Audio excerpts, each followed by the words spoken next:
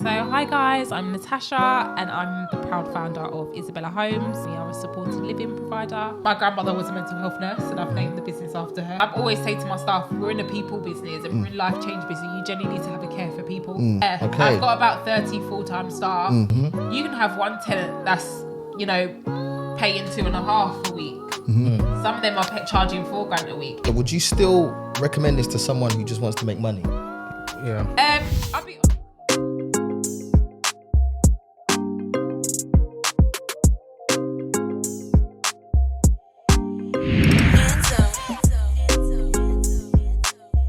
Welcome back to the Property Strategist podcast. Today you're with your boy Kenny. Who else is in the building? Go. Akin in the building. Oh, wait, one at a time. Go on. Who's next? Got your boy Akin in the building. Gokes in the building. And today we have a very special guest. Special guest. You know, Special. should I give a brief intro? No, in fact, let me just introduce the guest. Today we are joined with the one and only Natasha. So today we want to talk about supported living. We know that this is what you do, but before that, we want to go just back and hear a bit of your story. Like, let's hear where you started. So tell us a bit about Tasha. Give us a quick summary of who you are. First of all, Who is Tasha? So hi guys, I'm Natasha and I'm the proud founder of Isabella Homes and we are a supported living provider. Whoop, whoop. Going back on my journey, it's even going back to my grandparents who came in the Windrush generation. Wow. So they had a property in Peckham and they rented out the basement because those kind of townhouses. They rented out the basement. So my dad always used to see that. And then my dad and my parents invested in North London and they still do to this day. So I've always seen my dad collect rent from a very young age. Okay. Even though I didn't really know what was going on, it was, come on, I'm jumping in the car, I'm going to collect rent, do you want to come? So that seed has always kind of been planted and obviously watching location. Homes on the Hammer. To the Hammer. So yeah, I've always kind of had an interest but didn't know where to begin or where to start until I eventually did, and I bought my first property at 21. Wow. So how was that? When you bought it at 21, how did you feel at that age? I was so nervous because originally I wasn't actually going to buy in the West Midlands. I was actually going to buy in Harlow. Okay. Yeah, so because I kind of grew up in my teenage years in Essex. So I was going to buy in Harlow, but I kind of chickened out. I was so scared. I was so nervous, the fear of the unknown. And then I went away, thought about it for a little bit, and things have just progressed in terms of things have gone up. So I thought, okay, let me invest in the West Midlands because on my mum's side, so my dad's side, they were from Peckham, sort of South London, and my mum's side were from Birmingham. So I always used to go up to Birmingham all the time. So I thought, okay, let me try and invest up that side. And I decided to venture out a little bit further out, which was Wolverhampton, and I ended up buying my property for 67,000. Wow. I didn't have all the deposit at the time. You were able to take money out of your pension. Oh, okay. Oh, wow. Okay. Because she was working full time. Yes, I was working full time in a mental health hospital for a Okay. number of years. So my background's psychology. Yeah. But I worked in a home treatment team. So I worked on the wards and then I progressed on to kind of home treatment team, going into the community and supporting people. Okay.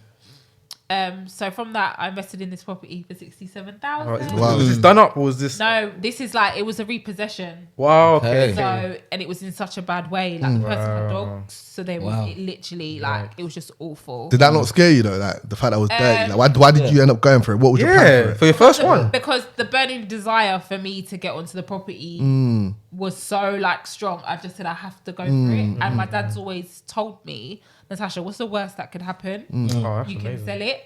What's the worst that's going to happen? That you can't get up from the floor. Yeah. And I just couldn't think of anything. So I just cracked on, went for it. My granddad God rest his soul, knew a builder. His friend's son was a builder. And unfortunately, he ended up being a cowboy builder. Wow.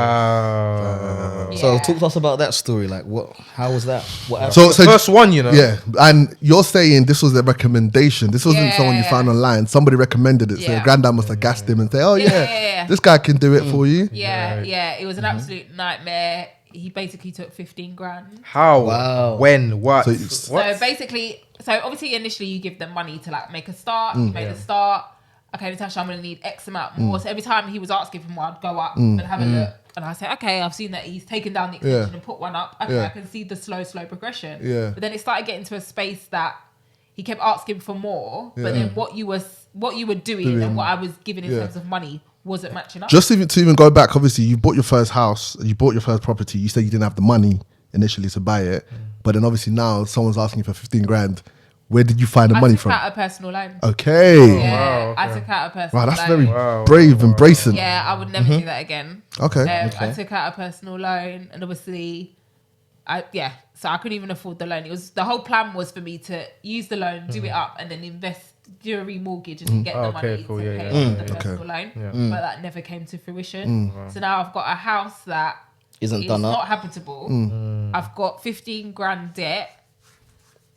And I'm just stuck. This guy's got no one can help me. I'm just stuck. So the house stays empty, and I'm going through this vicious cycle of going to work, literally just to pay the bills. I'm probably left with £200. And bear in mind, you're like only 21 at this time, 21, 22 probably. Just to live. How was it that dealing with all that in your head and your parents? What was your parents saying? They just didn't know what to do. I tried to take him to court. I couldn't because he was self-employed, and you can't put a employment statutory order on people that are because they pay themselves and they pay themselves, and their pay is always different every month. And he didn't have any assets, so there was nothing that I could put against it. So now I've got, like I said, debt of 15 grand, a house that I can't even remortgage because they won't remortgage a property that's not habitable. Furthermore, I've got solicitor bills now because I've now used the solicitor. That's the thing. When you sometimes when you take people to court, you're just paying out. It's costing. You're paying out. Exactly. It's costing. So yeah. So it was really, really difficult. It was a really dark time for me. Like I said, I was going to work, literally just going to work to pay the bills, like the mortgage and giving the solicitors little by little drip effect of money. They're running me down, saying, "Well, if you don't pay us X amount, we're gonna have to put a charge on your house. You're gonna put a charge on the house that's not habitable. The house is not habitable that we're trying to get help with." And I can't even remortgage it either. Exactly. So you were stuck, basically. So I was stuck for years. Years. Yeah, this went on for years. Like I said, it was a really dark time. All my friends were doing enjoyment, like jumping out of planes. I wasn't able to do that, unfortunately. If looking back, what would you have done differently to not avoid that situation? I think, that's a good question. I think I would have done my own due diligence. Like, you know, your family always have your best interest. Like, my granddad wasn't in the industry, or my mom's side, he wasn't in the industry. You just knew a builder. He just knew a friend's son, really. And I feel like I should have done my own diligence in terms of builders, saw their work.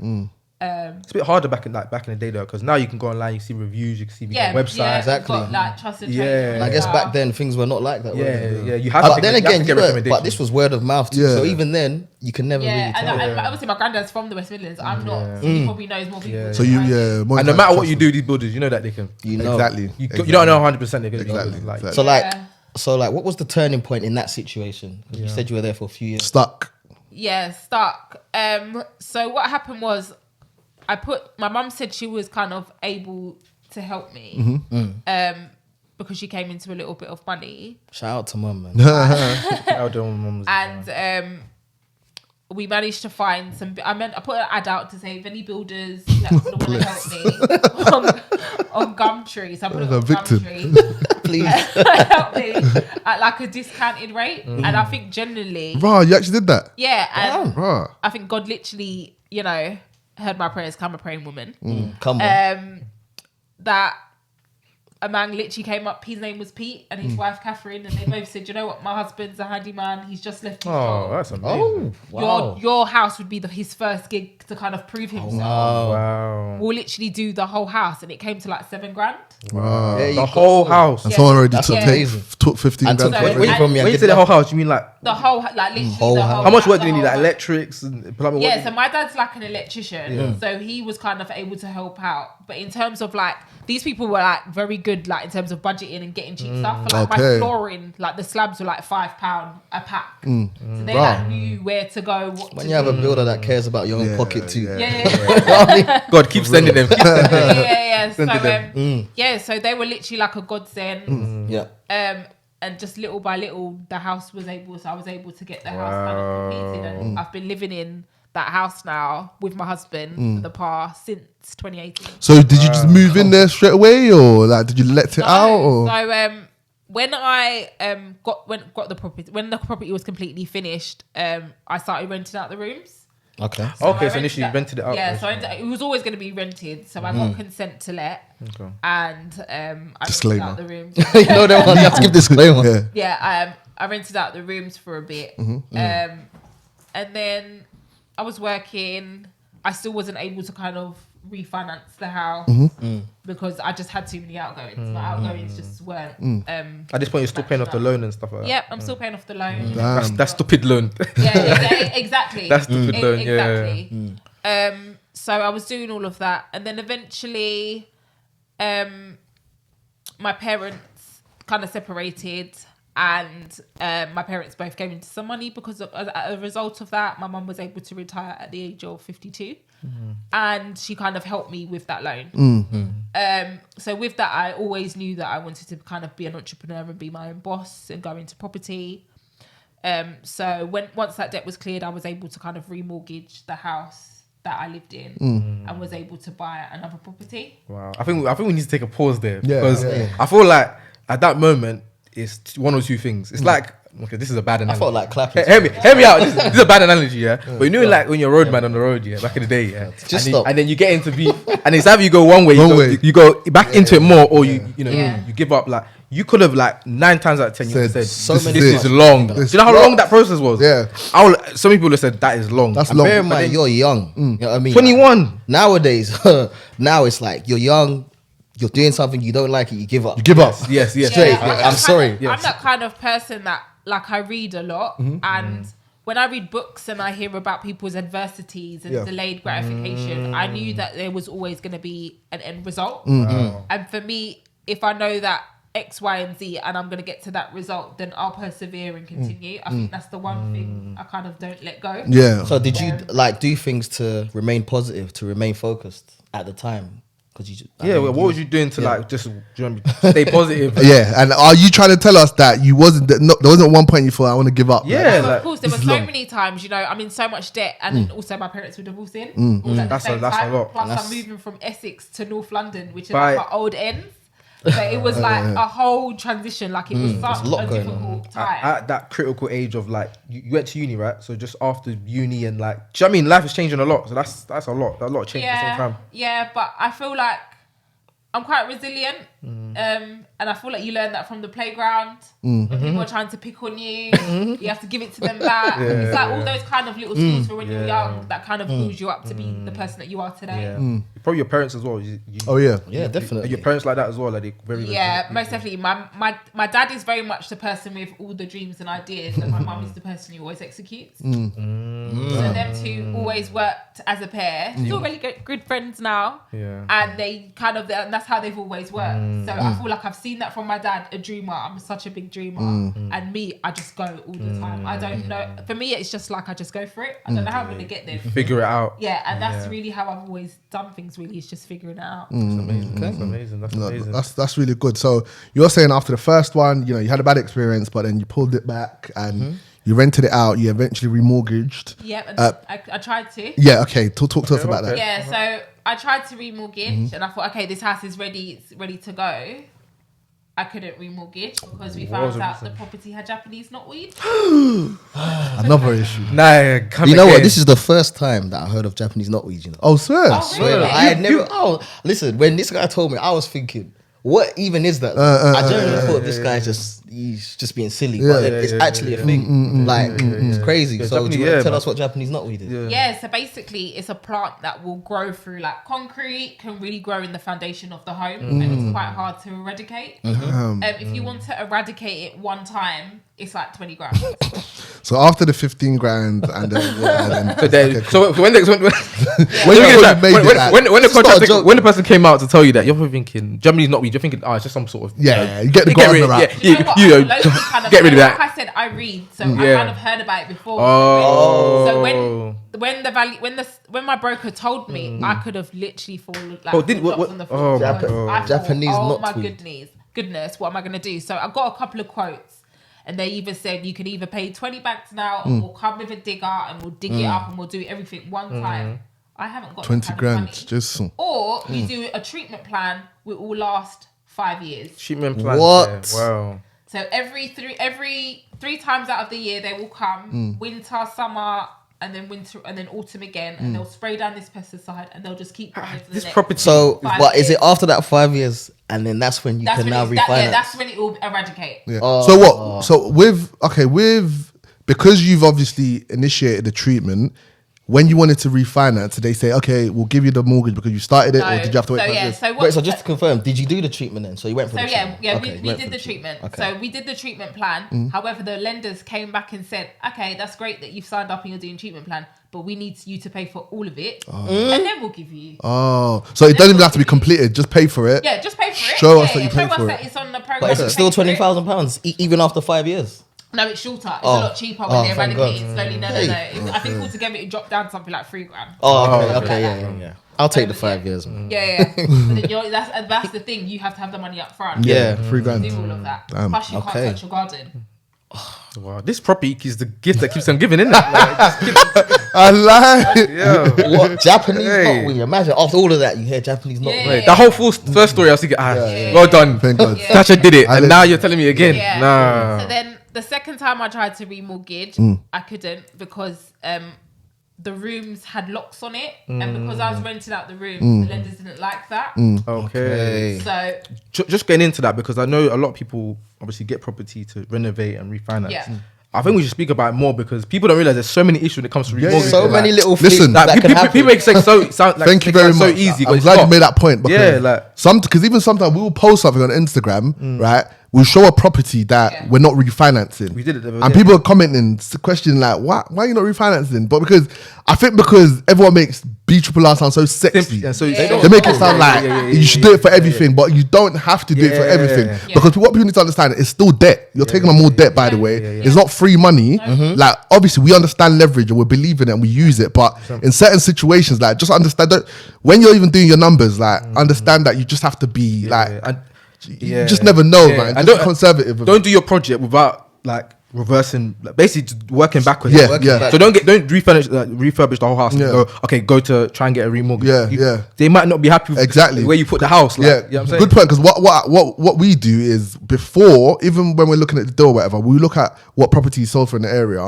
If it's 220, right, I'm gonna base my numbers on 200, Exactly. just in case. Just in case. Just in case. If it don't work at 200, then it's not a goal, man. But But it just gives you that buffer if things go wrong, basically. Yeah. So just thank you for being honest about that, because some people just say, yeah, we did it and we was able to Yeah, pull out all the flipped it, money. yeah. Yeah, it was so no easy. money down. I Yeah. also have to think that they also stress test you. Yeah. I know the government have recently made changes into the legislation Yeah. in terms of they're not checking your lifestyle anymore, Yeah. Yeah. which has just come to fruition just now. But before they were stress testing everything. Yeah. So things like that I just wasn't getting because remember I still have this debt. Okay. So they So monthly outgo was peak. So say for example I was taking home 1,800, my outgoings were 1,600. Wow. And obviously, just so I've that got a car to pay for, insurance to pay for, the loan, the mortgage on the house. So I got the loan and the mortgage to pay for. Looking back, would you have still invested at 21 then, or would you have waited? Or I'm just No, asking. no, I'm happy I invested what I did.